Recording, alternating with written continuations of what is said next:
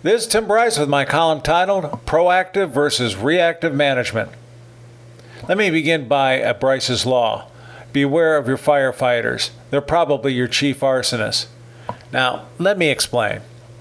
I've been thinking a lot about micromanagement lately. It seems the corporate world is consumed with many dictators who are bent on directing the activities of others. I also see this in nonprofit organizations consisting of volunteers and managed by leaders who can be rather ruthless. Nonetheless, I have also noticed there appears to be an inclination for such managers to be reactive as opposed to proactive in their style of management. And I cannot help but think that micromanagement and reactive management are somehow related. I've met a lot of reactive managers in my time. All exhibit the following characteristics. Seldom has time for inter-office planning or organization meetings, has trouble effectively communicating with the staff, particularly articulating objectives and plans, not interested in or doesn't heed input from subordinates, spends more time supervising than managing, makes excuses or blames others for problems, never assumes responsibility, changes priorities on the fly, rarely if ever produces priority lists, keeps it in his or her head, bipolar, knows great enthusiasms and is easily depressed, thrives on chaos, sees themselves as saviors, likes to swoop in and solve problems. As to this last point, we have encountered situations like this on more than one occasion, but in particular, we were contracted by a large insurance company in the Midwest to audit the performance of two systems development groups in the company. One group appeared to be well organized and managed. They quietly went about their business and delivered their work products on time and within budget. Another group was just the antithesis of the other. Systems were installed prematurely and never to the customer's satisfaction, and assignments were routinely late and over budget. Nonetheless, the manager of this latter group was well respected for being able to put out fires at a moment's notice.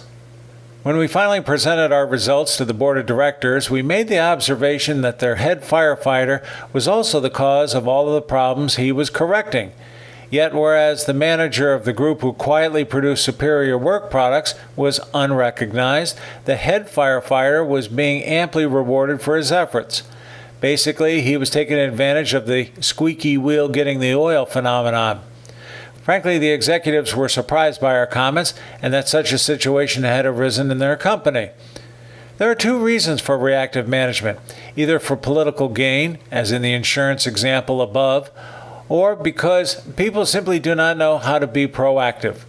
One excuse commonly heard from reactive managers is, "We never have enough time to do things right." Translation, we have plenty of time to do things wrong.